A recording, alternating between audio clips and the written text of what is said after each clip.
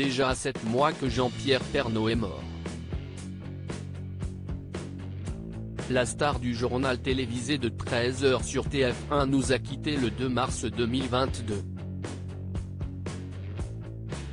Après avoir vaincu son cancer de la prostate en 2018, il était en plein traitement par radiothérapie pour vaincre son cancer du poumon.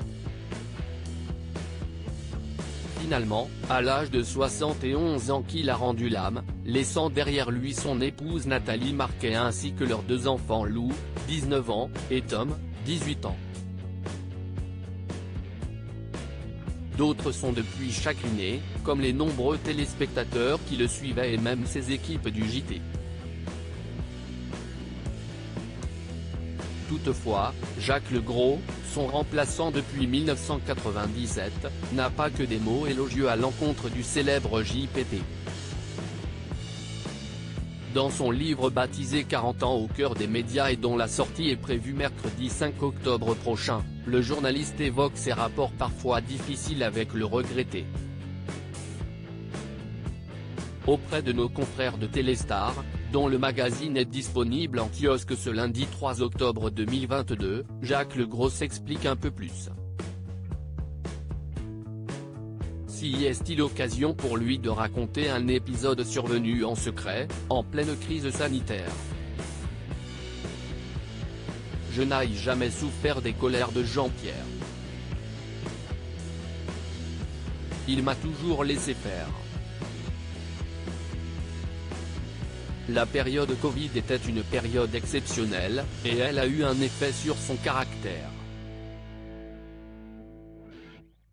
C'était compliqué à vivre pour lui déjà, car il avait été malade, se souvient-il.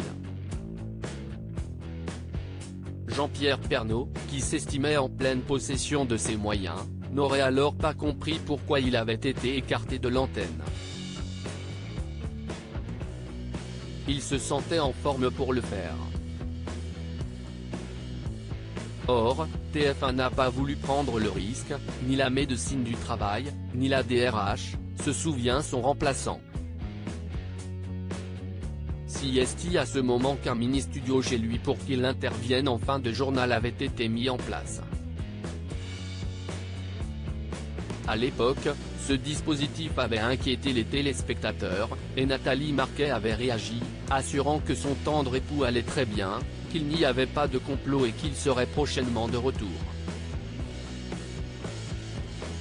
Bien qu'il le qualifie dans son livre de Ronchon, toujours dans le conflit et en parole et, parfois, en action, Jacques Legros n'était pas en si mauvais termes avec la star de TF1. Certains admirateurs de Jean-Pierre Pernaut trouveront que j'ai la dent dure contre lui. Pas moi. On avait tous les deux une relation professionnelle, indique-t-il. On avait confiance l'un en l'autre. Je le rassurais. Il savait qu'il retrouverait son journal comme il l'avait quitté. Il avait des qualités qu'on ne trouve plus beaucoup aujourd'hui, et les défauts qui vont avec. De son côté, Nathalie Marquet n'est pas du même avis. Au micro du Morning sans filtre, Virgin Radio, de Guillaume Janton, elle avait évoqué les coups de pète que ce dernier avait fait à son défunt époux. Pour elle, les révélations récentes ne sont rien de plus que de la jalousie post-mortem.